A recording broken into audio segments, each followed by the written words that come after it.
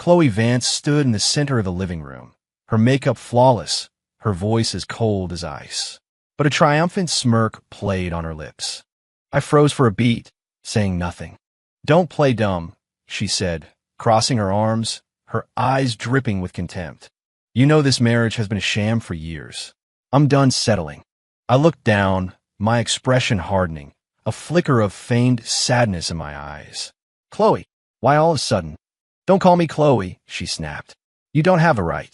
She twisted the wedding ring off her finger and tossed it onto the glass coffee table with a sharp clink. "The one that got away, he's back. I'm going back to him." I stood rooted to the spot, my voice low. "Is it Leo Foster?" "That's right." Chloe's brow arched in a look of pure victory. "You can't even begin to compare to him. He's the one I've always wanted. You're just a useless husband I've been supporting, a man who doesn't even own a decent suit. Why should I waste any more of my time on you?" I clenched my jaw, pretending to be devastated. "I won't sign. Chloe, I can't lose you." She laughed as if I told a joke, a mocking, ugly sound. She pulled a check from her designer handbag and slapped it down in front of me. "This is your severance package. $1 million. Sign the papers and get out. You should be thanking me." I stared at the check, my face a mask of shock. My fingertips trembled, and my eyes seemed to shimmer with unshed tears. "All right," I said, my voice hoarse as if I'd been crushed by the weight of it all. "I'll sign." She rolled her eyes. "Should have just done that from the start. So pathetic." She turned and walked into the bedroom to pack. I stared down at the check, the corner of my mouth slowly curling into a smile. This marriage was finally over. I had been playing a part for far too long. It was time to walk off stage. 2 hours later, we were on the courthouse steps. The sun beat down relentlessly. I stood before the brick facade next to Chloe, who clutched the signed divorce papers in her hand, her face a portrait of impatience. I kept my head low, my shoulders shaking slightly, playing the part of a broken man abandoned by fate. "Are you done crying yet?" she asked, annoyed. "Don't embarrass me out here." I sniffled. "Goodbye, Chloe." "Don't ever contact me again," she said, turning on her heel and stalking toward the parking lot without a backward glance. I took a moment to compose myself, then followed her, my face now a blank slate. Just then, a silver Audi pulled up to the curb. The door opened and a man in a crisp white shirt stepped out. He was handsome, with sharp eyes and a confident smile as he held out his hands to Chloe. "Chloe, Leo." A light ignited in Chloe's eyes. She rushed forward and threw her arms around him. "I'm back." I narrowed my eyes. "Well, what do you know? The old flame returns, and the villain gets her wish." I walked straight up to them. Before they could react, I grabbed Leo's hand and shook it firmly. "Buddy, I can't thank you enough." Leo froze. "What? What did you say?" I beamed, a picture of pure relief. "You're taking her off my hands. I'm finally free. Man, I owe you a beer for this." Chloe stood stunned, her face twisting in disbelief. "What the hell is wrong with you?" I held up my hands, my expression breezy. "Nothing's wrong, I'm thrilled. You said you were escaping a nightmare, right? Well, turns out I'm the one who just got out of prison." A flicker of panic crossed Chloe's face. She had clearly expected a different scene. She'd picture me begging, clinging to her like a lost puppy even after the papers were signed. But the smile on my face now was brighter than a midday sun. Leo awkwardly pulled his hand away, whispering to Chloe, "Is he having a breakdown?" I laughed and clapped him on the shoulder. "Don't worry about me. I've never been better. I wish you two the best. Though, honestly, with this combination, you're going to need it." "Julian," Chloe hissed, her voice sharp with fury. I looked back at her, my gaze no longer filled with the quiet suffering and humility of our marriage, but with a calm, chilling indifference. "Chloe, you always wanted to see me leave, didn't you? Now you have your wish. Except," I paused, a smirk playing on my lips, "you're going to regret this." Her mouth opened, but before she could say another word, I had turned my back on them and walked away without a second glance. My phone buzzed. I answered it, my tone flat. "It's done. Time to come back." A respectful voice answered from the other end. "Yes, sir." I let out a soft chuckle and squinted at the horizon. The wind was strong, the sun was hot, but I knew, starting today, I was finally free. "Is he out of his mind?" Chloe gripped Leo's arm, glaring at my retreating figure, grinding her teeth in frustration. Leo frowned. He seemed different. Different my ass, she seethed. He's a pathetic loser. What's he going to do now that I've divorced him? Suddenly become a king? Leo didn't answer, just watched my back with a thoughtful expression. For some reason, he couldn't shake the feeling that my gaze was entirely too calm, as if I had known exactly how this would all play out. Chloe scoffed and looped her arm through his. Forget him. He's a nobody trying to get a rise out of us. We can finally be together now. Leo nodded, flashing a practiced smile, but the doubt lingered in his mind. The first day after the divorce, I woke up early, went through my morning routine, and walked out of the house that was once ours. The morning breeze on my face felt like freedom. I got into the back of a car where a man in a sharp suit was already waiting. He nodded respectfully. Mr. Shaw. Zenith Tower, I said. Yes, sir. 10 minutes later, the black Mercedes-Benz pulled up smoothly in front of the Zenith Group headquarters. I pushed through the glass doors. Every employee in the lobby rose to their feet in unison. Good morning, Mr. Shaw, they chorused. I gave a slight nod and walked toward my private elevator, my face impassive. The Zenith Group, one of the commercial titans of Port Sterling, with interests spanning finance, technology, and real estate. And I was the man who secretly pulled all the strings. I had chosen to disappear, to marry into the Vance family, and live as a dependent, all to honor a deathbed promise to my father, to watch Vance Enterprises from the inside. For 3 years, I endured humiliation, playing the part of a fool, waiting for the right moment. Now, she let me go herself. It was finally time to take off the mask. The elevator shot to the top floor. My assistant, Will, was waiting with a report. Mr. Shaw, 3 firms are requesting meetings to discuss potential partnerships. Also, Vance Enterprises is showing signs of a cash flow crisis. Several key shareholders who are backing them are beginning to pull their investments. A small smile touched my lips. Keep up the pressure. Don't crush them too quickly. I want to see how long it takes for her to come begging. Understood. Meanwhile, Chloe had just woken up to a frantic call from her secretary. Ms. Vance, it's a disaster. TrueSource Capital just pulled all their funding, and 3 key members of the project team walked out with them. What? Chloe was instantly awake. We just signed a long-term contract. They cited an internal strategy shift. They said they no longer see our project as viable. Chloe's face went pale with anger. She immediately called the investment head at TrueSource, but his response was cold. I'm sorry, Ms. Vance. The market is what it is. He hung up on her. Chloe threw her phone across the room in a fit of rage. Are they insane? Are they trying to ruin my company just because I got a divorce? The first person who came to mind was Julian. No, impossible. He was a spineless house husband who couldn't even handle a business dinner. How could he possibly influence these powerful capital firms? Then she remembered my last words at the courthouse. You're going to regret this. A chill shot up her spine. That evening, she stood by her floor-to-ceiling window, staring into the night, when Leo's voice came from behind her. You've had a long day. Come and relax. Chloe turned to him, her eyes filled with frustration. Didn't you say you had a big project you were working on? Weren't you about to close a new round of funding? That's the plan, Leo said, sinking into the sofa and rubbing his temples. But a few of my investors suddenly got cold feet. So the market dynamics have shifted. Chloe's heart skipped a beat. They pulled out too. They hadn't committed yet, but the term sheets we'd agreed on were suddenly canceled. Her anxiety rising, she snapped. I thought you were supposed to be so brilliant. You were top of your class. Everyone loved you. You had all the answers. Didn't you say you could handle anything? Leo's pride was wounded. His face darkened. What's that supposed to mean? Are you blaming me? I'm not. Yes, you are, Leo said, standing up. Chloe, I came back to build a future with you, not to be your scapegoat. Chloe froze, wanting to explain, but Leo had already stormed into the bedroom and slammed the door. She suddenly remembered how, for 3 years, Julian had endured her cold shoulders and angry words. No matter what she said, he would just quietly absorb it. He would bring her food when she worked late, run to the pharmacy in the middle of the night when she was sick, and just sit with her in silence while she cried, letting her vent her frustrations. But now that man was gone. She picked up her phone and opened Instagram. A news notification popped onto her screen. Zenith Group Chairman Julian Shaw has confirmed his return to full-time management of the company. Her mind went blank. Her breathing stopped.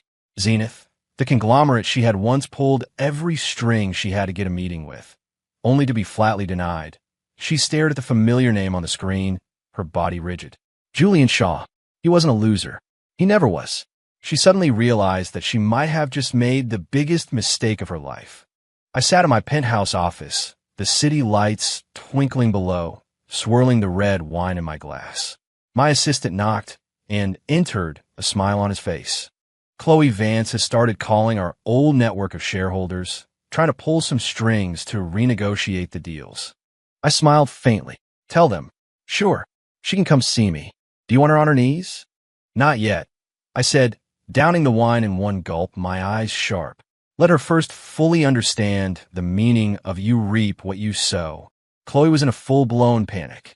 In just 2 days, her company had been hit by a tidal wave of withdrawn investments and canceled projects. Even her most loyal vice president was now secretly contacting shareholders, looking for an exit strategy. For the first time, she felt like she was standing on a crumbling cliff with no one willing to catch her. And it all started the day after she divorced Julian. Refusing to believe it, she decided to take matters into her own hands and salvage the situation. She took a taxi to the office of partner firm.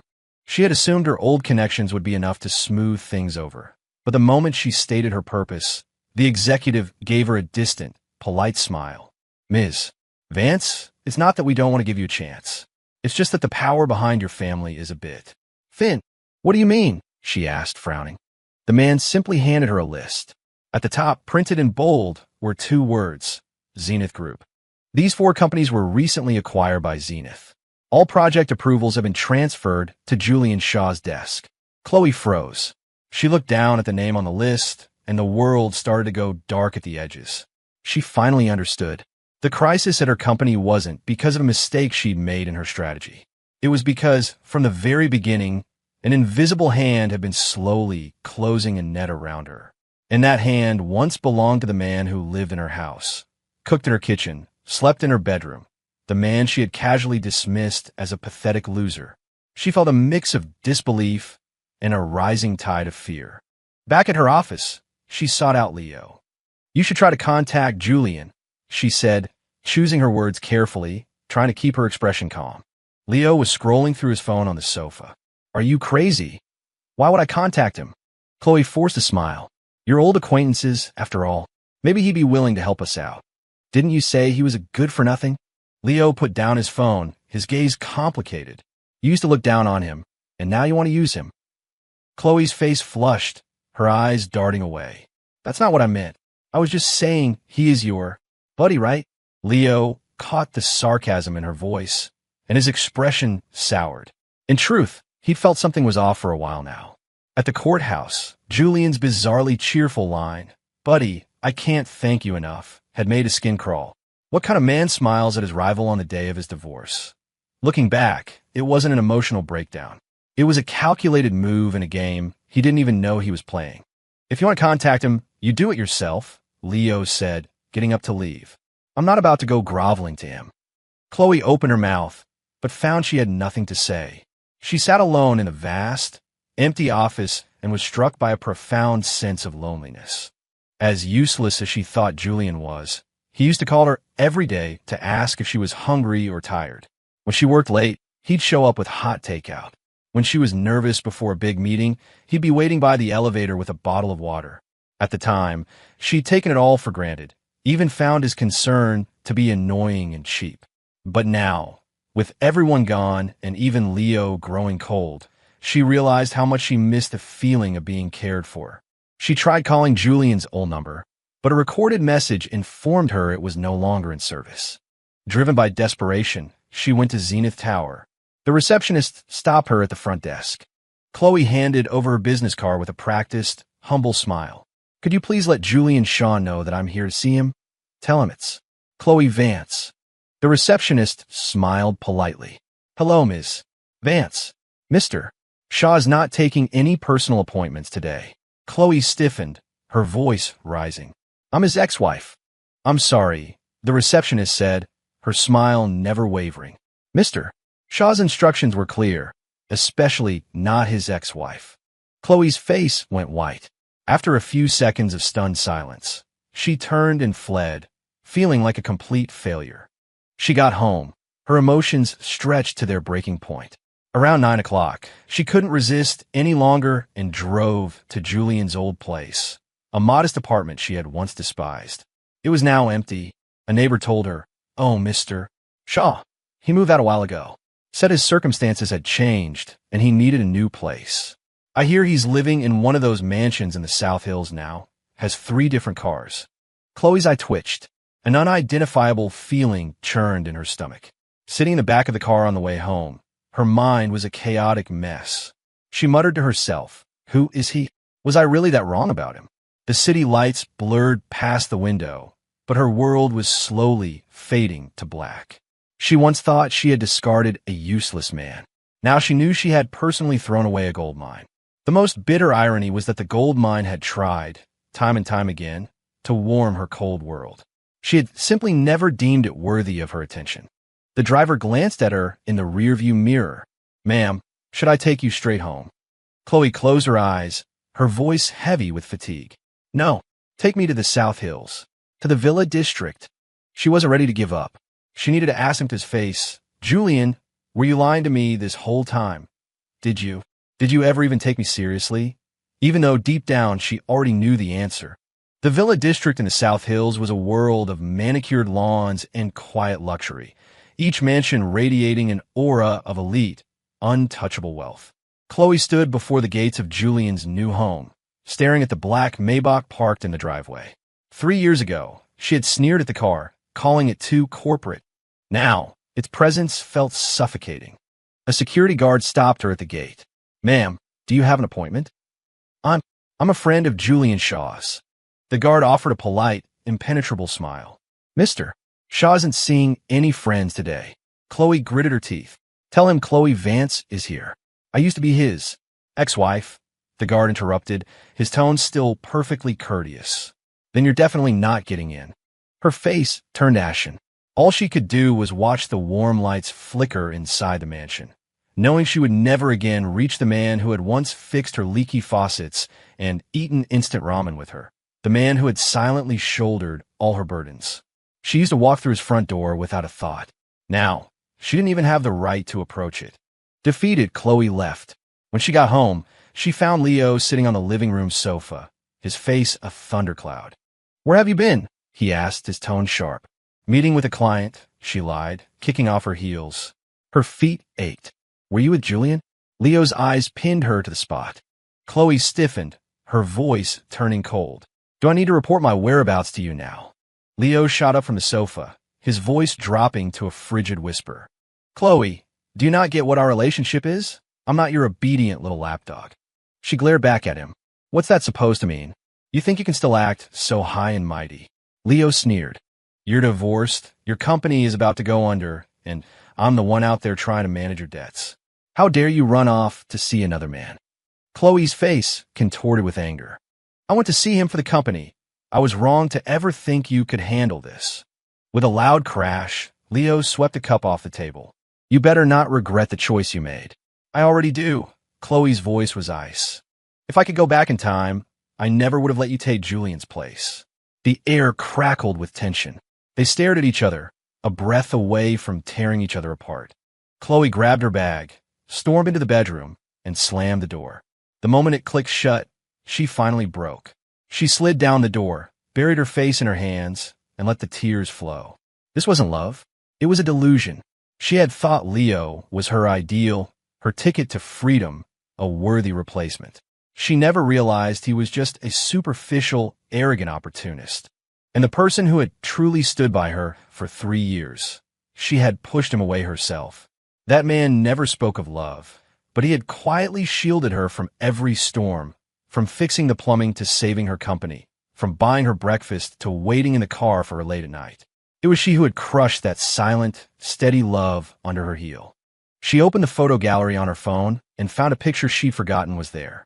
It was from a winter years ago. She had been sick in bed, and Julian had quietly made her ginger tea. Not wanting to wake her, he had left it on the nightstand, sending her a picture with the text, "Drink this when you wake up." In the photo, A hand rested on the steaming mug. It was a strong hand, long-fingered and well-defined. She had once scorned that hand as rough and unrefined. Now, looking at it, her eyes welled up.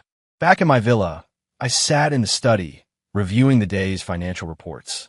My assistant delivered an update. Leo Foster's 2 investment projects have completely collapsed. His funding has dried up, and he's barely staying afloat with cash infusions from what's left of Vance Enterprises. He's still out there claiming he's about to close an $80 million round, but no one in the industry will even take his calls anymore. I nodded, my tone indifferent. Keep squeezing. Squeeze him until the only person he has left is Chloe. My assistant hesitated. Chloe Vance was here tonight. I let out a dry laugh, dismissive. I know. You're not going to see her. Why would I? I looked out the window at the glittering city, my voice low. She thought she was powered by love. The truth is, she was powered by my refusal to call her out on her bullshit. Now, I'm calling her out. I set my phone down on the desk. The lock screen was still the photo from the day of the divorce. The sun was bright. Chloe and I stood outside the courthouse, and on the other side of the frame, I was shaking Leo's hand with a sincere smile, looking like a death row inmate who'd just been pardoned. From that day forward, I had made my decision. I would give her the freedom she wanted, and I would take back the dignity she could never appreciate. Late that night, Chloe stood on her balcony and lit a cigarette. The wind made her cough. Leo was lying on the sofa, pretending to be asleep, but his eyes were wide open, a cold dread creeping into his heart. He saw it all clearly now. Chloe didn't want him. She wanted a replacement, a fantasy, and that fantasy was shattering before her very eyes. Their relationship had been a transaction from the start, a mutual use agreement that had consumed them both. But what had truly been burned away was their dignity. Chloe stubbed out her cigarette and whispered to herself, Julian, I finally get it. You weren't weak. You just couldn't be bothered to take me seriously. You really never loved me at all. Leo Foster was on the verge of a breakdown. The moment word of his fundraising efforts got out, he was shot down. He had assumed that with his connections, his intellect, and Chloe's backing, he would make a name for himself. Instead, he was met with rejection after rejection, each one grinding him further into the dirt. What drove him mad was that every time he met with a potential investor, the moment they heard the name Leo Foster, they would either laugh him off or deliver the final blow. Sorry, we don't invest in anyone going up against Mr. Shaw. Mr. Shaw. Him again. The man he had once seen as a pathetic loser. The man who had smiled at him outside the courthouse and said, thank you. The more he thought about it, the more he refused to accept it. He took his meticulously prepared project proposal and managed to get into the Zenith Group's public investment conference. The venue was dazzling, a gathering of Port Sterling's most elite venture capitalists and power players. Leo stood in a corner, wearing a designer suit he had borrowed from Chloe's closet, trying to look calm as he networked. Most people took one look at him and immediately steered clear, as if he were carrying a plague. As the event neared its end, the massive screen at the front of the room lit up. The host's voice boomed with excitement. And now, let's welcome the lead partner for this initiative, the chairman of the Zenith Group, Mr. Julian Shaw. The room erupted in thunderous applause. Leo felt like he'd been struck by lightning. The color drained from his face, and his project proposal slipped from his hand, scattering papers across the floor. He couldn't believe it. Julian, the kept man, who used to clean toilets in Chloe's house and serve him tea, was the chairman of the Zenith Group. A man who could move billions of dollars with a single phone call and control half the business landscape of Port Sterling. Julian walked out from backstage in a dark gray suit, his stride confident, his expression serene. But his eyes were as sharp as knives. The moment his gaze swept over Leo in the crowd, Leo froze solid. He instinctively looked down, feeling as if he were right back at the courthouse, facing that strangely smiling fool. Only now, the man was no longer a loser. He was a predator who had finally decided to show his fangs. When the presentation ended, the entire room gave a standing ovation. People swarmed Julian, thrusting business cards at him, lining up to exchange a few words. Leo stood pressed against the wall, a cold sweat breaking out on his forehead. He wanted to run, but he saw Julian walking slowly, deliberately, toward him. Leo, Julian said, his voice so calm it was unnerving. Mr. Mr. Shaw. Leo's mouth twitched as he offered a stiff hand. Today has been quite a surprise. Julian ignored the handshake. He simply put his hands in his pockets and stood before him. I remember something you said once. Leo stared, confused. You said, sooner or later, I'm going to replace him, Julian recalled. And looking at it now, you did. You took my place. The only thing is the food you eat, the clothes you wear, the apartment you live in. They were all paid for by me. You thought you won when you got Chloe. Sorry, her success wasn't built on love. It was built on my generosity. Leo's face flushed a deep crimson. He tried to speak, but no words would come out. Julian continued, his tone casual, conversational. That suit you're wearing. It's the Armani she got from the house, isn't it? I had it custom made. Never even got a chance to wear it. That MacBook you use? I bought it for our 3rd anniversary. She threw it in a closet without even opening the box. The apartment you're living in now? I paid for it in cash. The deed is in her name. She said she was free, but the truth is, I was the one who let her go. Leo was completely stunned. He finally understood. He had been living like a king, but he had been standing on a foundation of gold that Julian had left behind. He hadn't won. He was just living as the replacement for a man who had thrown it all away. He gritted his teeth and stepped closer, hissing, Why are you telling me this? Julian's eyes narrowed, his voice suddenly turning to ice. Because I want you to know that every inch of ground you stand on today is ground I couldn't be bothered to occupy any longer. You didn't win. You just picked up my trash. Leo's face went pale, and he swayed slightly. Just then, Julian gave a subtle wave. His assistant immediately appeared with a thick file and handed several bound copies to Leo. These are the complete records of Chloe using my personal accounts to fund Vance Enterprises during our marriage. I want you to take these back to her. Leo was dumbfounded. You're going to sue her? No. Julian's smile was even colder. I want her to know that her success was never hers. From the day she met me, her confidence was a gift from me. And now, I'm taking it back. With that, he turned and left, leaving Leo standing alone, his body cold, his head spinning. In that moment, he finally realized that his supposed comeback, his victory, his triumph, it was all just a meticulously crafted trap. And he wasn't just a joke. He was the punchline. When he got home, he threw the documents on the table in front of Chloe and sneered, Why don't you tell me just how much of his money you really spent? Chloe opened the file. Page after page, she saw her own signature on contracts, authorizations, and transfer records she thought he would never care about. Her hand trembled, and the papers scattered across the floor. Her face was paler than death, and in that instant she understood. Julian wasn't the husband she lost.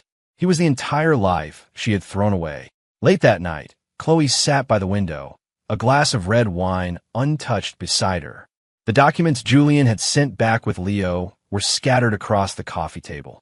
Every transfer record, every signed authorization was a thorn.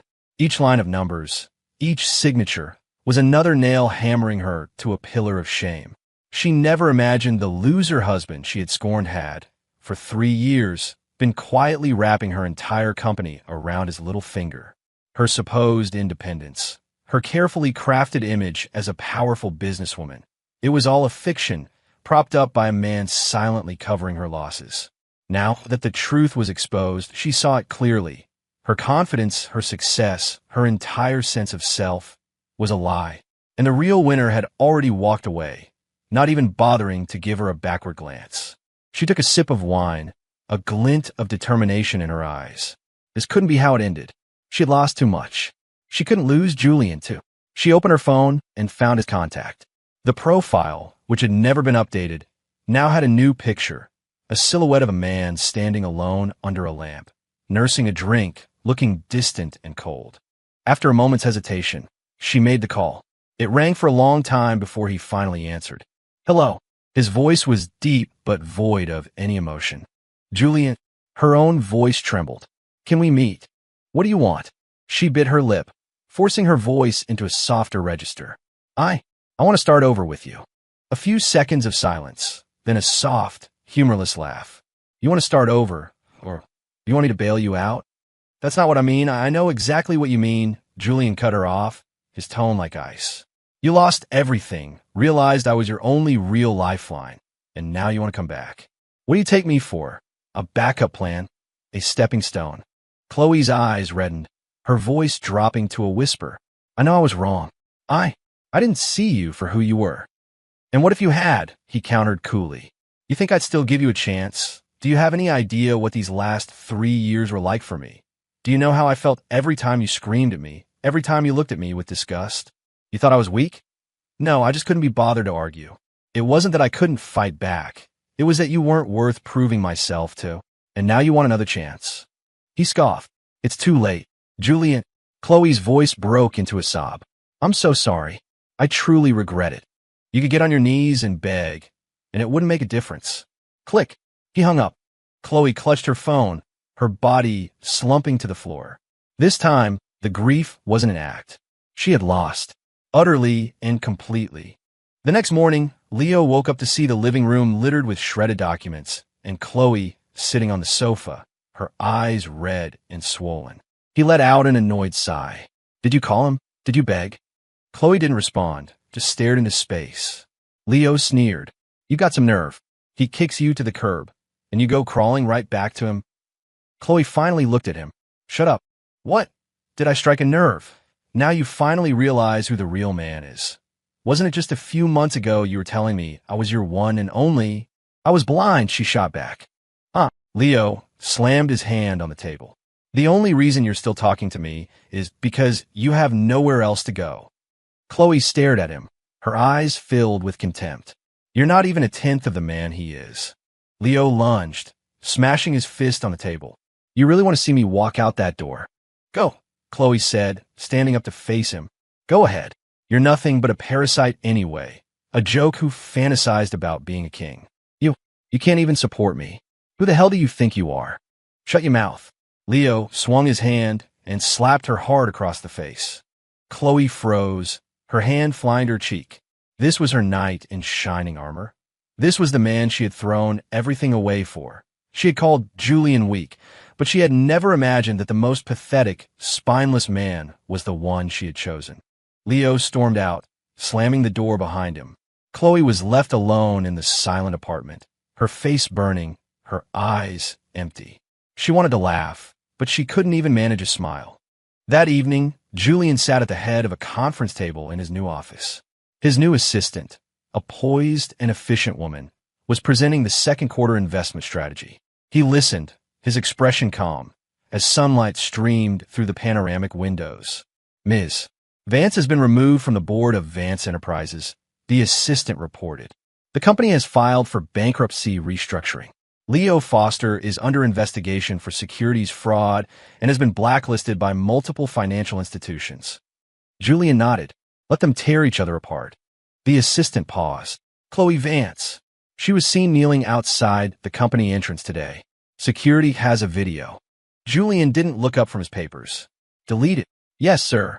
After a moment, he finally lifted his head, his voice quiet. She's not worth it. His assistant was taken aback for a second. Then she understood. This man wasn't heartless. He had simply and completely excised the people who weren't worthy from his life. At the same time, Chloe sat in the back of a taxi, her clothes stained with dust and rain. She had knelt on the pavement for an hour, only to be handed a notice. Unauthorized individuals are prohibited from entering the building. Her phone buzzed. An old, muted account had just posted a new update. It was Julian. He had posted the picture from the day of the divorce. The one where he was shaking Leo's hand, grinning from ear to ear. The caption read, "The best thing that ever happened to me was you taking her off my hands." Chloe stared at the post for a long, long time, until her tears blurred the screen. The night air was warm at the Elysian Club, Port Sterling's most exclusive private venue. Tonight was the annual charity gala, a summit of the city's most powerful figures in business, politics, and entertainment. Flashbulbs popped as a line of black cars delivered the city's elite onto the red carpet. The media was cordoned off, a sea of cameras and microphones. Julian Shaw, dressed in a black custom-tailored suit, entered through a private entrance. At his side was his assistant, a tall, elegant woman whose sharp competence was a statement in itself. Every head in the room turned. He was calm, confident, a faint, polite smile on his lips. The event host rushed forward. "Mr. Shaw, it's an honor to have you with us." Julian nodded and was escorted to the central VIP table, the seat of honor. This gala wasn't just about philanthropy. It was an official anointment, a confirmation of one's place in the city's inner circle. The cameras focused on Julian, their flashes relentless. And on the edge of the crowd, Chloe stood watching, her eyes fixed on him. She wore a white evening gown, her makeup perfect, but she felt like an imposter. She had managed to get in by convincing an acquaintance to give her a temporary press assistance pass. From the fringes of the Grand Hall, she watched Julian hold court, the center of a universe that had once been hers to command. Now, she was separated from it by an invisible wall.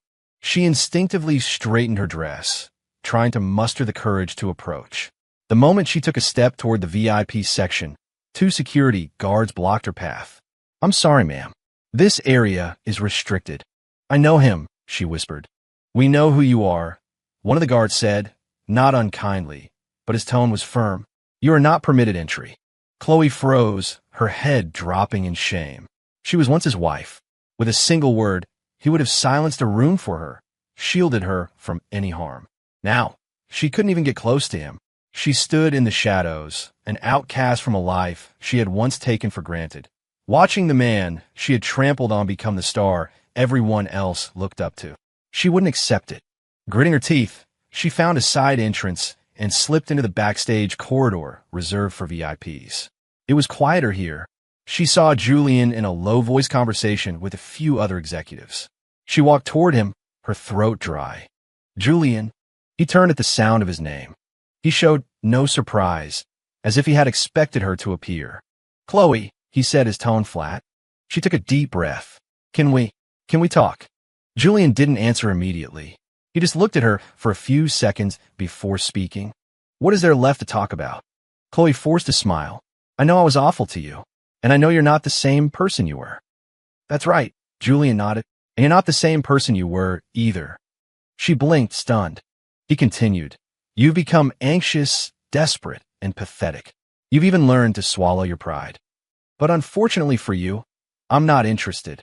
Chloe's eyes welled with tears, her voice trembling. "Is there really no chance for us? Don't you know how much I used to love you?" Julian laughed. "You think that was love?" he asked. "No, I was a habit.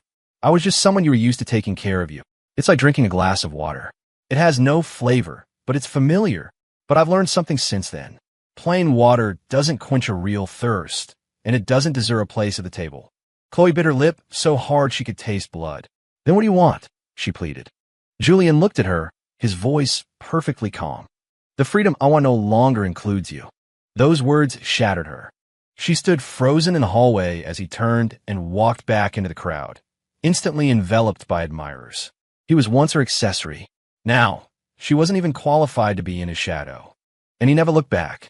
Chloe slowly sank to the floor, wrapping her arms around herself. She finally realized what her freedom had cost her. It was the price she paid for arrogantly throwing away the most valuable thing in the world. That world would never open its doors for her again.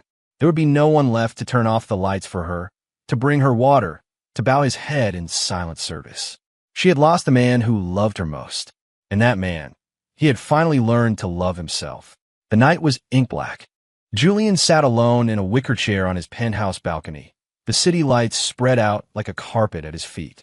A glass of whiskey sat untouched by his side. His assistant brought him a tablet.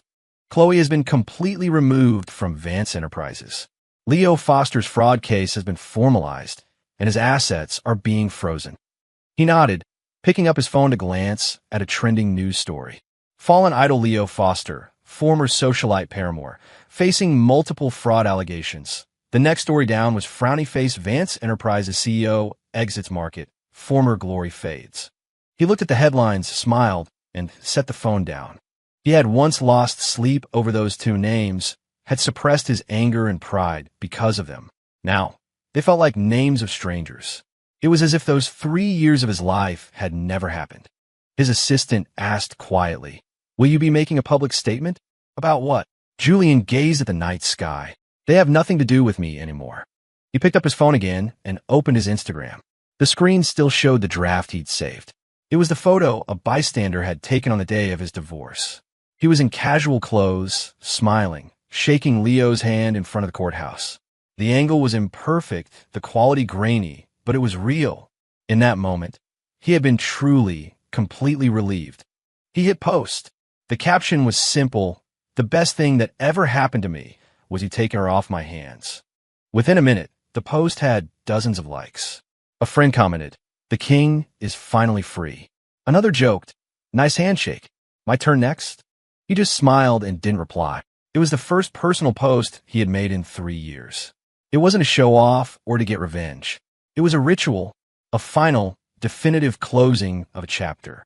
Meanwhile, Chloe sat on the sofa in her rented apartment, staring at her phone. Someone had screenshotted Julian's post and sent it to a group chat she was in. She clicked on it and stared. In the photo, his smile wasn't forced. It wasn't a man pretending to be free. It was the genuine, unburdened expression of someone who had completely disentangled himself from her world. Her heart felt like it was being slowly shredded. For days, she had scrolled through her contacts, hoping for a message, any sign from him.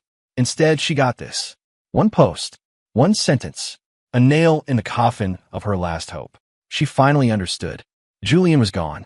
He had walked away cleanly, completely, without a trace of nostalgia. There was no dramatic plot twist where he came back to her, "No, I love you after all" speech.